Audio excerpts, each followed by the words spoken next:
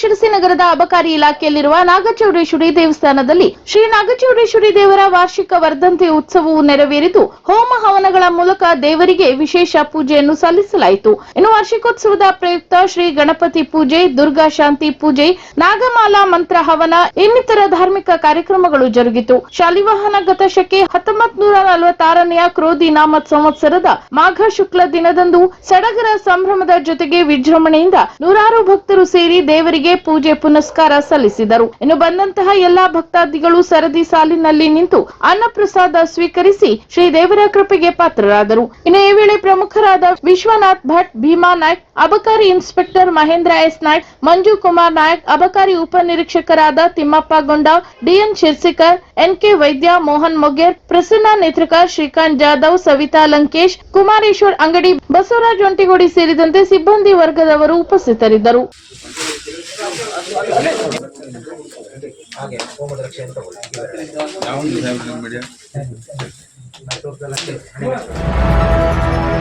ದೆಹಲಿ ವಿಧಾನಸಭಾ ಚುನಾವಣೆಯಲ್ಲಿ ಬಿಜೆಪಿ 48 ಸೀಟುಗಳನ್ನು ಗೆಲ್ಲುವ ಮೂಲಕ ಅಭೂತಪೂರ್ವ ವಿಜಯ ದಾಖಲಿಸಿದೆ. ಸನ್ಮಾನ್ಯ ಪ್ರಧಾನಮಂತ್ರಿ ನರೇಂದ್ರ ಮೋದಿಜಿಯವರ ನಾಯಕತ್ವವನ್ನು ದೆಹಲಿಯ ಜನ ಬೆಂಬಲಿಸಿದ್ದಾರೆ. ನಮ್ಮೆಲ್ಲ ನಾಯಕರು ಹಾಗೂ ದೆಹಲಿಯ ಬಿಜೆಪಿ ಕಾರ್ಯಕರ್ತರ ಶ್ರಮ ಈ ಒಂದು ಫಲಿತಾಂಶ ಬರಲು ಕಾರಣವಾಗಿದೆ ಎಂದು ಬಿಜೆಪಿ ಉತ್ತರ ಕನ್ನಡ ಜಿಲ್ಲೆ ಪ್ರಧಾನ ಕಾರ್ಯದರ್ಶಿ ಗುರುಪ್ರಸಾದ್ ಹೆಗಡೆ ಹರ್ತೆಬಲ್ ತಿಳಿಸಿದರು.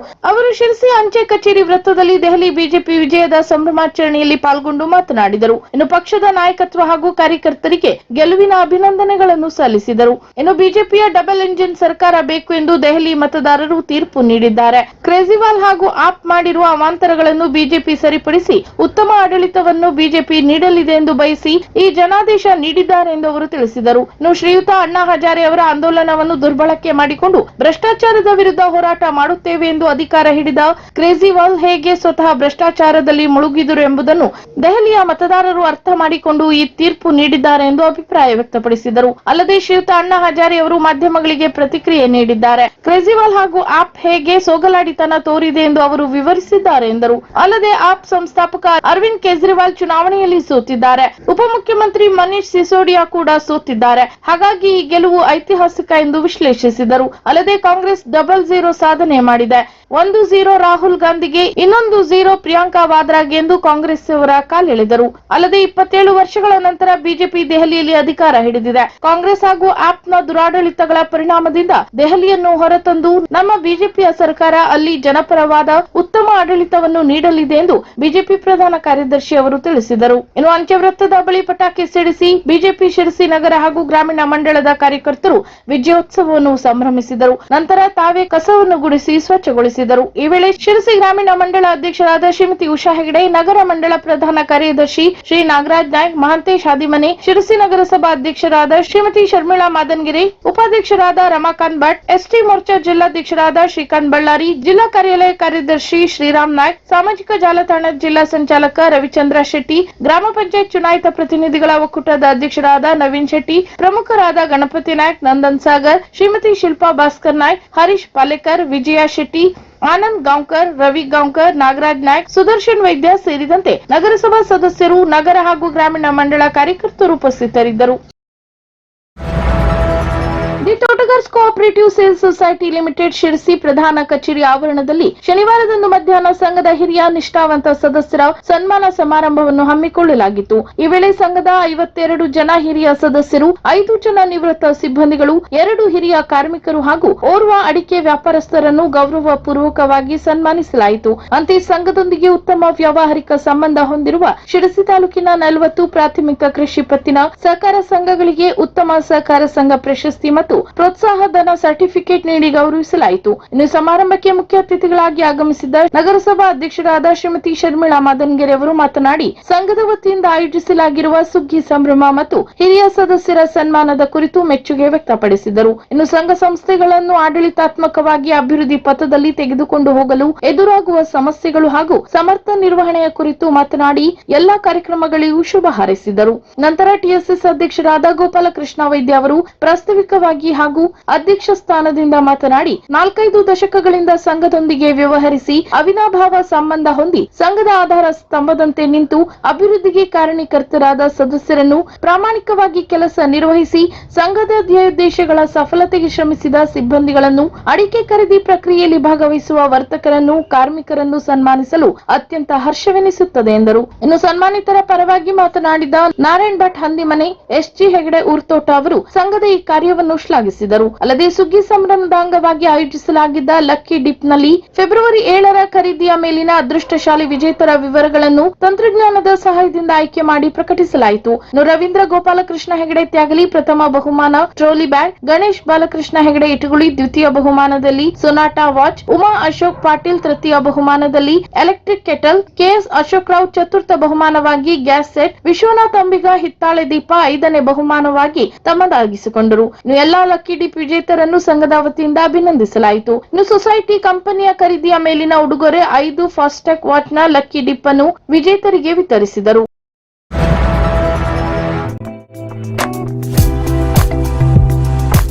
ಹೃತ್ಪೂರ್ವಕ ಕೃತಜ್ಞತೆಗಳು. ಶಿರಸಿ ತಾಲೂಕಿನ ಪ್ರತಿಷ್ಠಿತ ಕಾಳಂಗಿ ಸೇವಾ ಸಹಕಾರಿ ಸಂಘದ ನೂತನ ಅಧ್ಯಕ್ಷ ಹಾಗೂ ಉಪಾಧ್ಯಕ್ಷರಾಗಿ ಅವಿರೋಧವಾಗಿ ಆಯ್ಕೆಯಾಗಲು ನಮಗೆ ಸಹಕರಿಸಿದ ಕಾಳಂಗಿ ಸೇವಾ ಸಹಕಾರಿ ಸಂಘದ ಗೌರವಾನ್ವಿತ ನಿರ್ದೇಶಕ ಮಂಡಳಿ ಹಾಗೂ ಸಮಸ್ತ ಸಿಬ್ಬಂದಿ ವರ್ಗದವರಿಗೂ ಹೃತ್ಪೂರ್ವಕ ಕೃತಜ್ಞತೆಗಳು. ಕೃತಜ್ಞತೆಗಳನ್ನು ಸಲ್ಲಿಸುವವರು ಅಧ್ಯಕ್ಷರು ರಾಜೇಂದ್ರ ಪುಟ್ಟಪ್ಪ ಗೌಡ್ರು ವದ್ದಲ ಹಾಗೂ ಉಪಾಧ್ಯಕ್ಷರು ನಟರಾಜ್ ಭೀಮಣ್ಣ ಹೊಸೂರು, ಕಾಳಂಗಿ ಸೇವಾ ಸಹಕಾರಿ ಸಂಘ ನಿಯಮಿತ ದಾಸನಕೊಪ್ಪ. ಶಿರಸಿ ನಗರದ ಪಂಡಿತ್ ಸಾರ್ವಜನಿಕ ಆಸ್ಪತ್ರೆಯನ್ನು ಉನ್ನತ ದರ್ಜೆ ಆಸ್ಪತ್ರೆಯನ್ನಾಗಿಸುವುದಕ್ಕೆ ಎಷ್ಟು ಹಣ ಬೇಕೋ ಅಷ್ಟು ಹಣ ತರುವ ಸಾಮರ್ಥ್ಯವನ್ನು ಶಾಸಕ ಭೀಮಣ್ಣ ನಾಯ್ಕ ಹೊಂದಿದ್ದು, ಈ ಬಗ್ಗೆ ಸಾರ್ವಜನಿಕರಲ್ಲಿ ಯಾವುದೇ ಅನುಮಾನ ಬೇಡ. ಹೋರಾಟಗಾರರು ಕೇವಲ ಪ್ರಚಾರಾರ್ಥವಾಗಿ ಹೋರಾಟ ಮಾಡುತ್ತಿದ್ದಾರೆ ಎಂದು ಬ್ಲಾಕ್ ಕಾಂಗ್ರೆಸ್ ಅಧ್ಯಕ್ಷ ಜಗದೀಶ್ ಗೌಡ ತಿಳಿಸಿದರು. ನಗರದ ಜಿಲ್ಲಾ ಕಾಂಗ್ರೆಸ್ ಕಾರ್ಯಾಲಯದಲ್ಲಿ ಮಾಧ್ಯಮಗೋಷ್ಠಿ ನಡೆಸಿ ಮಾತನಾಡಿದ ಅವರು, ಆಸ್ಪತ್ರೆ ವಿಚಾರವಾಗಿ ಸಾರ್ವಜನಿಕರಲ್ಲಿ ಗೊಂದಲ ಮೂಡಿಸುವ ಹೇಳಿಕೆ, ಪ್ರತಿಭಟನೆ ನಡೆಯುತ್ತಿದೆ. ಸರ್ಕಾರದ ನಡಾವಳಿಯಲ್ಲಿ ಎಲ್ಲೂ ಇದು ಮಲ್ಟಿ ಸ್ಪೆಷಾಲಿಟಿ ಹಾಗೂ ಸೂಪರ್ ಸ್ಪೆಷಾಲಿಟಿ ಆಸ್ಪತ್ರೆ ಎಂದು ಸರ್ಕಾರ ಆದೇಶ ಮಾಡಿಲ್ಲ. 2020ರ ನವೆಂಬರ್ 13ಕ್ಕೆ 250 ಹಾಸಿಗೆಗಳಿಗೆ ಮೇಲ್ದರ್ಜೆಗೇರಿಸುವ ಕಟ್ಟಡ ನಿರ್ಮಾಣ ಕಾಮಗಾರಿಗೆ 140 ಕೋಟಿ ಕೈಗೊಳ್ಳುವುದಕ್ಕೆ ಸರ್ಕಾರ ಆಡಳಿತಾತ್ಮಕ ಅನುಮೋದನೆ ನೀಡಿದೆ. ಆಸ್ಪತ್ರೆಯಲ್ಲಿ ಹೆಚ್ಚಿನ ವೈದ್ಯಕೀಯ ನೆರವು ಸಿಗಬೇಕು ಎಂದು ಜನರ ಭಾವನೆ ಇದೆ. ಅದಕ್ಕೆ ಪೂರಕವಾಗಿ ಆಸ್ಪತ್ರೆಯನ್ನು ರೂಪಿಸುವುದಕ್ಕೆ ಶಾಸಕರು ಪ್ರಯತ್ನಿಸುತ್ತಿದ್ದಾರೆ ಎಂದರು. ಇನ್ನು 140 ಕೋಟಿ ರೂಪಾಯಿನಲ್ಲಿ 112 ಕೋಟಿ ರೂಪಾಯಿ ಕಟ್ಟಡಕ್ಕೆ, 30 ಕೋಟಿ ಯಂತ್ರೋಪಕರಣ ಹಾಗೂ ಪರಿಕರಗಳಿಗೆ ಎಂಬುದಿದೆ. ಅದರಲ್ಲಿ 99.10 ಕೋಟಿ ಟೆಂಡರ್ ಆಗಿದೆ. 2029ರ ಸೆಪ್ಟೆಂಬರ್ 18ಕ್ಕೆ ಸೈಟ್ ಗುತ್ತಿಗೆದಾರರಿಗೆ ನೀಡಲಾಗಿದೆ. ಆದರೆ ನಗರಸಭೆ ವಾಟರ್ ಸಪ್ಲೈ ಪೈಪ್ ಕಾರಣದಿಂದ ಕಾಮಗಾರಿ ನಿಂತಿತ್ತು. ಹಳೆ ಕಟ್ಟಡ ತೆಗೆದು ಪೈಪ್ಲೈನ್ ಮಾಡಿದ ನಂತರ 2023ಕ್ಕೆ ಮುಖ್ಯ ಕಟ್ಟಡ ಕಾಮಗಾರಿ ಶುರು ಮಾಡಿದ್ದಾರೆ. 80% ಕೆಲಸ ಆಗಿದೆ ಎಂದರು. ಇನ್ನು ಭೀಮಣ್ಣ ನಾಯ್ಕ ಅವರು ಶಾಸಕರಾಗುವ ಮೊದಲು ಗುತ್ತಿಗೆದಾರರಿಗೆ 29 ಕೋಟಿ ರೂಪಾಯಿ ಬಿಡುಗಡೆಯಾಗಿತ್ತು. ಆದರೆ ಭೀಮಣ್ಣ ನಾಯ್ಕ ಶಾಸಕರಾದ ನಂತರ ಹಂತ ಹಂತವಾಗಿ ಮತ್ತೆ 44.77 ಕೋಟಿ ರೂಪಾಯಿ ಬಿಡುಗಡೆಯಾಗಿದೆ. ಇನ್ನು 26 ಕೋಟಿ ಬರಬೇಕಿದೆ. ಸಾಮಾಜಿಕ ಹೋರಾಟಗಾರರು ಆಸ್ಪತ್ರೆ ಉಪಕರಣಗಳನ್ನು ಮಾಯ ಮಾಡಿದ್ದಾರೆ ಎಂದು ತಿಳಿಸಿದರು. ಶಿಕ್ಷಣ ಇಲಾಖೆ ಚಿತ್ರದುರ್ಗದಲ್ಲಿ ನಡೆಸಿದ ರಾಜ್ಯ ಮಟ್ಟದ ಪ್ರತಿಭಾ ಕಾರಂಜಿಯ ಸಂಸ್ಕೃತ ಭಾಷಣ ಸ್ಪರ್ಧೆಯಲ್ಲಿ ಶಿರಸಿಯ ಲಯನ್ಸ್ ಆಂಗ್ಲ ಮಾಧ್ಯಮ ಪ್ರೌಢಶಾಲೆಯ ಪ್ರತಿಭಾವಂತ ವಿದ್ಯಾರ್ಥಿ ಚಿನ್ಮಯ್ ಕೆರೆಗೆದ್ದೆ ರಾಜ್ಯಕ್ಕೆ ದ್ವಿತೀಯ ಸ್ಥಾನ ಪಡೆದಿದ್ದಾನೆ. ಇನ್ನು ಚಿನ್ಮಯ್ ವಿಜಯ ಕರ್ನಾಟಕ ವರದಿಗಾರ ಕೃಷ್ಣಮೂರ್ತಿ ಕೆರೆಗೆದ್ದೆ ಹಾಗೂ ಆಶಾ ಕೆರೆಗದ್ದೆ ದಂಪತಿಯ ಪುತ್ರನಾಗಿದ್ದಾನೆ. ಈತನ ಸಾಧನೆಗೆ ಶಾಸಕ ಭೀಮಣ್ಣ ನಾಯ್ಕ, ಶಾಲಾ ಆಡಳಿತ ಮಂಡಳಿ ಹಾಗೂ ಶಿಕ್ಷಕ ವೃಂದ ಅಭಿನಂದನೆ ವ್ಯಕ್ತಪಡಿಸಿದ್ದಾರೆ. ದೆಹಲಿ ವಿಧಾನಸಭಾ ಚುನಾವಣೆಯಲ್ಲಿ ಭಾರತೀಯ ಜನತಾ ಪಕ್ಷ ಅಮೋಘ ಗೆಲುವು ಸಾಧಿಸಿದ ಹಿನ್ನೆಲೆಯಲ್ಲಿ ಕಾರವಾರದ ಜನತಾ ಪಕ್ಷದ ವತಿಯಿಂದ ಸವಿತಾ ಸರ್ಕಲ್ನಲ್ಲಿ ವಿಜಯೋತ್ಸವ ಆಚರಿಸಲಾಯಿತು. ಇನ್ನು ಬಿಜೆಪಿಯ ಪ್ರಮುಖರು, ಪದಾಧಿಕಾರಿಗಳು, ಕಾರ್ಯಕರ್ತರು ಪಟಾಕಿಗಳನ್ನು ಸಿಡಿಸಿ ಸಿಹಿ ವಿತರಿಸಿ ವಿಜಯೋತ್ಸವವನ್ನು ಆಚರಿಸಿದರು. ಇನ್ನು ಪ್ರಧಾನಿ ನರೇಂದ್ರ ಮೋದಿ ಹಾಗೂ ದೆಹಲಿ ಮತದಾರರಿಗೆ ಜೈಕಾರವನ್ನು ಹಾಕಲಾಯಿತು. ಈ ವೇಳೆ ಬಿಜೆಪಿ ರಾಜ್ಯ ಉಪಾಧ್ಯಕ್ಷೆ ರೂಪಾಲಿ ಎಸ್ ನಾಯ್ಕ್ ಮಾತನಾಡಿ, ದೆಹಲಿಯಲ್ಲಿ ಬಿಜೆಪಿ ಜಯಬೇರಿ ಬಾರಿಸಿದೆ. ಪ್ರಧಾನಿ ನರೇಂದ್ರ ಮೋದಿ, ಪಕ್ಷದ ರಾಷ್ಟ್ರೀಯ ಅಧ್ಯಕ್ಷ ಜೆಪಿ ನಡ್ಡಾ ಎಲ್ಲ ನಾಯಕರು ಕಾರ್ಯಕರ್ತರು ಬೇರೆ ಬೇರೆ ರಾಜ್ಯಗಳಿಂದ ಹೋಗಿ ಪ್ರಚಾರ ನಡೆಸಿದವರು ಹಾಗೂ ದೆಹಲಿಯ ಮತದಾರರಿಗೂ ಈ ವೇಳೆ ಅಭಿನಂದನೆಗಳನ್ನು ಸಲ್ಲಿಸುವುದಾಗಿ ತಿಳಿಸಿದರು. ಇನ್ನು ಜನತೆಗೆ ಮೋಸ ಮಾಡಿ ಅಧಿಕಾರಕ್ಕೆ ಬಂದವರಿಗೆ ದೆಹಲಿ ಚುನಾವಣೆ ಒಂದು ಪಾಠವಾಗಿದೆ. ಪ್ರಧಾನಿ ನರೇಂದ್ರ ಮೋದಿ ಯೋಚನೆ ಮಾಡಿ ಹಲವಾರು ಯೋಜನೆಗಳನ್ನು ಜಾರಿಗೆ ತಂದಿರುವುದರ ಪ್ರಯೋಜನ ರಾಷ್ಟ್ರದ ಹಳ್ಳಿಯಲ್ಲೂ ಆಗುತ್ತಿದೆ. ಕೇಂದ್ರ ಸರ್ಕಾರದ ಅಭಿವೃದ್ಧಿ ಯೋಜನೆಗಳನ್ನು ಕಾರ್ಯಕರ್ತರು ಮನೆ ಮನೆಗೂ ತಲುಪಿಸಬೇಕೆಂದು ಈ ವೇಳೆ ವಿನಂತಿಸಿದರು. ಈ ಸಂದರ್ಭದಲ್ಲಿ ರಾಜ್ಯ ಪಂಚಾಯತ್ ಸದಸ್ಯರಾದ ಸುನಿಲ್ ಸೋನಿ, ಜಿಲ್ಲಾ ಮಾಧ್ಯಮ ಸಹ ಸಂಚಾಲಕ ಕಿಶನ್ ಕಾಂಬ್ಳೆ, ನಗರಸಭಾ ಅಧ್ಯಕ್ಷರಾದ ರವಿರಾಜ್ ಅಂಕೋಲೆಕರ್, ಸ್ಥಾಯಿ ಸಮಿತಿ ಅಧ್ಯಕ್ಷರಾದ ಮಾಲಾ ಹುಲ್ಸ್ವಾರ್, ನಗರಸಭಾ ಸದಸ್ಯರು, ನಗರ ಪ್ರಧಾನ ಕಾರ್ಯದರ್ಶಿಗಳಾದ ದೇವಿದಾಸ್ ಕಂತ್ರಿಕರ್, ಅಶೋಕ್ ಗೌಡ, ಮಹಿಳಾ ಮೋರ್ಚಾದ ವೈಶಾಲಿ ತಾಂಡೇಲ್, ಕಲ್ಪನಾ ನಾಯ್ಕ್, ಪರ್ಬತ್ ನಾಯ್ಕ್, ನಗರ ಹಿಂದುಳಿದ ವರ್ಗದ ಅಧ್ಯಕ್ಷರಾದ ದೇವಿದಾಸ್ ನಾಯ್ಕ್, ನೈನಾ ನೀಲಾವರ್ ಸೇರಿದಂತೆ ಇನ್ನಿತರರು ಉಪಸ್ಥಿತರಿದ್ದರು. ಯಾರು ಮೋಸ ಮಾಡಿ ಜನತೆಗೆ ಮತದಾರರಿಗೆ ಮೋಸ ಮಾಡಿ ಒಂದು ಅಧಿಕಾರದಲ್ಲಿ ಬರ್ತಾರೆ, ಆ ಗತಿ ಇವತ್ತೇನು ದಿಲ್ಲಿಯಲ್ಲಿ ಆಗಿದೆ ಆಮ್ ಆದ್ಮಿ ಪಾರ್ಟಿಯವರಿಗೆ.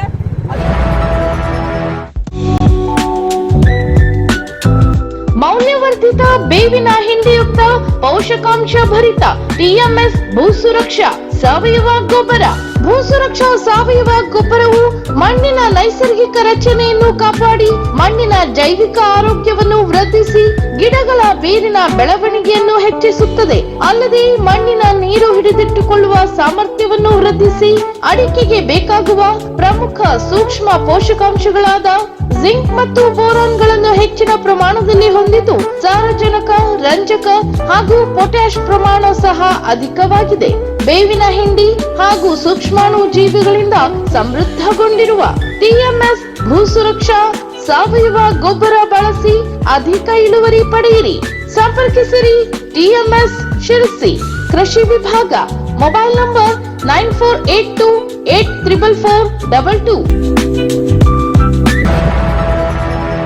ಬಹುನಿರೀಕ್ಷಿತ ಯುವ ಕಾಂಗ್ರೆಸ್ ಚುನಾವಣೆ ಫಲಿತಾಂಶ ಶುಕ್ರವಾರ ಪ್ರಕಟಗೊಂಡಿದ್ದು, 2 ಅವಧಿಯ ಅಧ್ಯಕ್ಷ ಸಂತೋಷ್ ಶೆಟ್ಟಿ ಬೆಂಬಲಿತ ಅಮೋದ್ ಶಿರ್ಸಿಕರ್ ಅವರು ಉತ್ತರ ಕನ್ನಡ ಜಿಲ್ಲೆಯ ಯುವ ಕಾಂಗ್ರೆಸ್ ಅಧ್ಯಕ್ಷರಾಗಿ ಆಯ್ಕೆಯಾಗಿದ್ದಾರೆ. 2024ರ ಸೆಪ್ಟೆಂಬರ್ನಲ್ಲಿ ಚುನಾವಣೆ ನಡೆದಿತ್ತು. ಅದಕ್ಕೂ ಮೊದಲು ಯುವ ಕಾಂಗ್ರೆಸ್ ಸದಸ್ಯತ್ವ ಅಭಿಯಾನ ನಡೆಸಲಾಗಿತ್ತು. ರಾಜ್ಯಾದ್ಯಂತ ಏಕಕಾಲದಲ್ಲಿ ಸದಸ್ಯತ್ವ ಅಭಿಯಾನ ಹಾಗೂ ಚುನಾವಣೆ ನಡೆಸಲಾಗಿತ್ತು. ಬಳಿಕ ಫಲಿತಾಂಶ ಈಗ ಪ್ರಕಟವಾಗಿದೆ. ಇನ್ನು ಅಮೋದ್ ಶಿರ್ಸಿಕರ್ 6826 ಮತಗಳನ್ನು ಪಡೆದು ಭರ್ಜರಿ ಗೆಲುವು ಸಾಧಿಸಿದ್ದಾರೆ. ಇವರಿಗೆ ಕಳೆದ 2 ಅವಧಿಯ ಜಿಲ್ಲಾ ಯುವ ಕಾಂಗ್ರೆಸ್ ಅಧ್ಯಕ್ಷರಾಗಿ ಕೆಲಸ ಮಾಡಿದ್ದ ಸಂತೋಷ್ ಶೆಟ್ಟಿ ವಿಶೇಷ ಬೆಂಬಲ ನೀಡಿದ್ದರು. ಇದರೊಂದಿಗೆ ಆಯಾ ತಾಲೂಕಿನ ಕ್ಷೇತ್ರಗಳ ಅಧ್ಯಕ್ಷರ ಹಾಗೂ ಇತರೆ ಪದಾಧಿಕಾರಿಗಳ ಆಯ್ಕೆಯೂ ನಡೆದಿದ್ದು, ಎಲ್ಲಾ ಪದಾಧಿಕಾರಿಗಳ ಫಲಿತಾಂಶ ಯುವ ಕಾಂಗ್ರೆಸ್ ಚುನಾವಣಾ ವೆಬ್ಸೈಟ್ನಲ್ಲಿ ಪ್ರಕಟವಾಗಿದೆ. ಇನ್ನು ನೂತನ ಅಧ್ಯಕ್ಷ ಅಮೋದ್ ಶಿರ್ಸಿಕರ್ ಅವರು ಶಿರಸಿಯವರಾಗಿದ್ದು, ಈ ಹಿಂದೆ ಎನ್ಎಸ್ಯುಐ ಜಿಲ್ಲಾಧ್ಯಕ್ಷರಾಗಿಯೂ ಕೆಲಸ ಮಾಡಿದ್ದರು. ಜೊತೆಗೆ ಕಳೆದ ಅವಧಿಯಲ್ಲಿ ಸಂತೋಷ್ ಶೆಟ್ಟಿ ಅಧ್ಯಕ್ಷತೆಯಲ್ಲಿ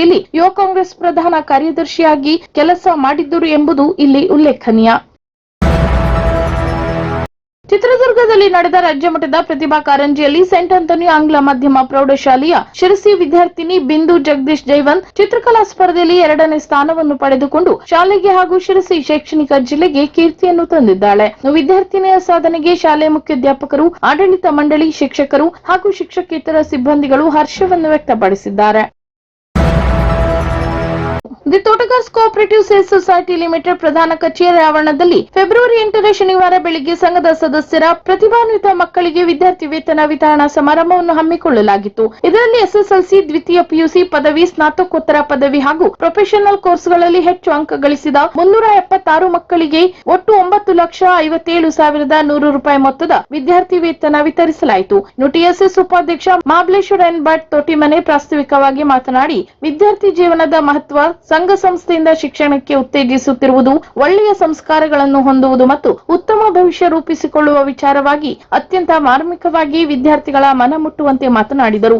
ಕಾರ್ಯಕ್ರಮದ ಮುಖ್ಯ ಅತಿಥಿಗಳಾಗಿ ಆಗಮಿಸಿದ್ದ ನಗರಸಭೆ ಉಪಾಧ್ಯಕ್ಷರಾದ ರಮಾಕಾಂತ್ ಭಟ್ ಅವರು ಮಾತನಾಡಿ, ವಿದ್ಯಾರ್ಥಿ ಜೀವನದಲ್ಲಿ ಮಾರ್ಗದರ್ಶನ ಅತ್ಯಂತ ಅವಶ್ಯಕ ಮತ್ತು ಇಂದಿನ ಮಕ್ಕಳು ಶೈಕ್ಷಣಿಕವಾಗಿ ಉತ್ತಮ ಪ್ರದರ್ಶನ ತೋರುತ್ತಿರುವುದು ಮತ್ತು ಟಿಎಸ್ಎಸ್ ವಿದ್ಯಾರ್ಥಿಗಳನ್ನು ಪ್ರೋತ್ಸಾಹಿಸುತ್ತಿರುವುದು ಹೆಮ್ಮೆಯ ಸಂಗತಿ ಎಂದು ಸಂತಸ ವ್ಯಕ್ತಪಡಿಸಿದರು. ನಂತರ ಸಂಘದ ಅಧ್ಯಕ್ಷರಾದ ಗೋಪಾಲಕೃಷ್ಣ ರಾಮಕೃಷ್ಣ ವೈದ್ಯ ಮಾತನಾಡಿ, ವಿದ್ಯಾರ್ಥಿ ಜೀವನ ಮತ್ತು ವಿದ್ಯಾರ್ಥಿ ವೇತನದ ಹಾಗೂ ಸಂಘದ ವತಿಯಿಂದ ವಾರ್ಷಿಕವಾಗಿ ಶಿಕ್ಷಣ ಕ್ಷೇತ್ರಕ್ಕೆ ವಿವಿಧ ರೂಪದಲ್ಲಿ ನೀಡುತ್ತಿರುವ ಕೊಡುಗೆಗಳ ಕುರಿತು ಸಭೆಗೆ ವಿವರಿಸಿದರು. ವಿದ್ಯಾರ್ಥಿಗಳ ಪರವಾಗಿ ಪವನ್ ಕುಮಾರ್ ಹೆಗಡೆ ತಟ್ಟಿಕೈ ವಿದ್ಯಾರ್ಥಿ ವೇತನ ಸ್ವೀಕರಿಸಿ ಧನ್ಯವಾದ ತಿಳಿಸಿದರು.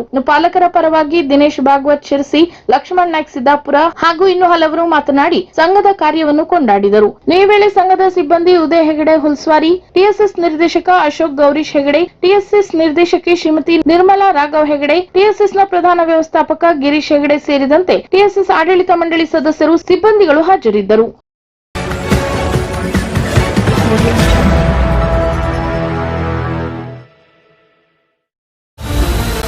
ಕದಂಬ ನ್ಯೂಸ್ ಫಸ್ಟ್, ನಿರ್ಭೀತಿಯಿಂದ ನಿಮ್ಮ ಪರವಾಗಿ.